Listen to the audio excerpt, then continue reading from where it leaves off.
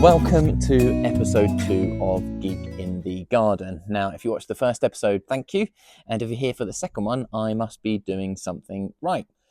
I'm going to start this week by giving you a little tour of the garden and let you know what's going on and the plans that I have got for the coming year. Then we're going to do a little bit for the birds. I want to put up a little bird box and a way to see the birds coming and going. And if we've got time, I'm going to show you how to plant some bare root fruit trees, which are perfect for the type of soil that I've got in my new build. So let's get cracking. Slide, stairs. Let's go this way. Didn't think about this coming up here.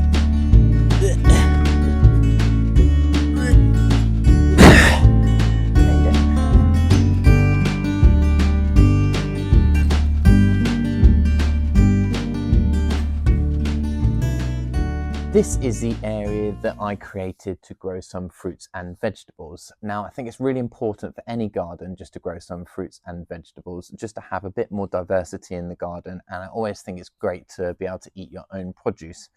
To make these beds, I just cut up some decking boards, screwed them together. It's a method that I've used a few times over the years and it's worked really well. They should last a good few years. And then I've just topped up the beds with some soil from around the garden, with some manure and some compost. And the veg that I grew in it last year did really, really well. The only thing was I grew a lot of things that I didn't actually end up eating. I had tomatoes, way too many tomatoes, cucumbers, I just couldn't keep up with them. And it felt a bit wasteful. So this year what I'm going to do, this bed is just going to be for vegetables. So I'm going to grow some tomatoes. I've got the strawberries in here from last year, which I've just let do their own thing, and they will continue to do so.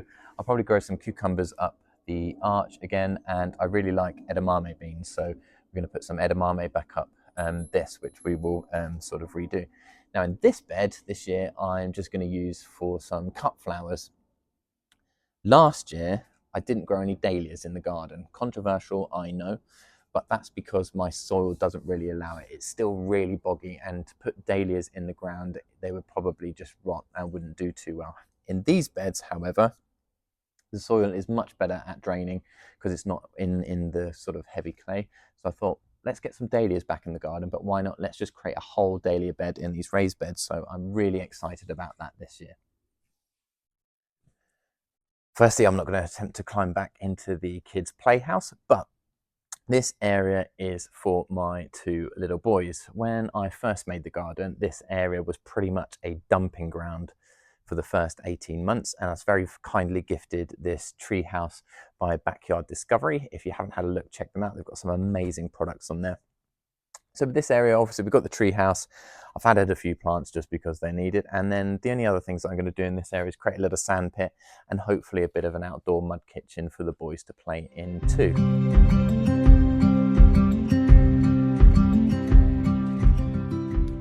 This is the area of the garden that probably still needs the most work. It's designed to be an outdoor dining area, but as you can see, I still haven't even got around to buying a table and chair set. The beds are still pretty boggy, so nothing grows in them too much, and I use it pretty much as a bit of a dumping ground for anything that can't go in the compost bin at the moment. So this year I've got a couple of ideas. The bed behind me, I'm going to try and line with some cardboard and put some compost on top of it. And then I'm going to just try and sprinkle some wildflower seeds and see if that works on top of the really bad soil. But otherwise, I've got this bed. I've got a few ideas for there. But otherwise, yeah, there's a lot to do on this area. This is the area of the garden that I like the most. It doesn't look like much at the moment, but come summer, this area will be full of colour and greenery. Now, there's plenty to do in this border still. There's a few gaps and there's a lot of pruning to do on some of these perennials. But for the time being, I'm just going to leave it alone.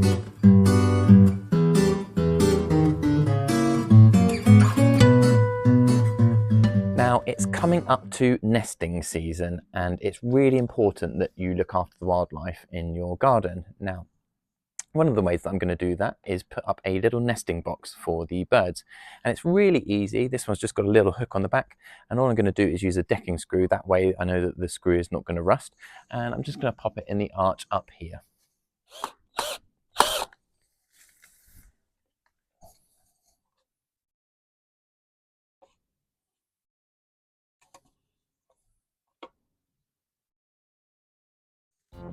This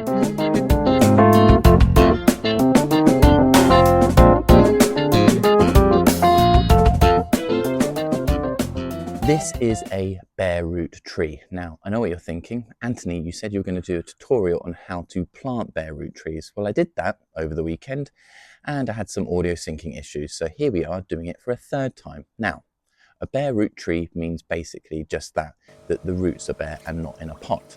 That's possible because the tree is in a state of dormancy at the moment and not growing.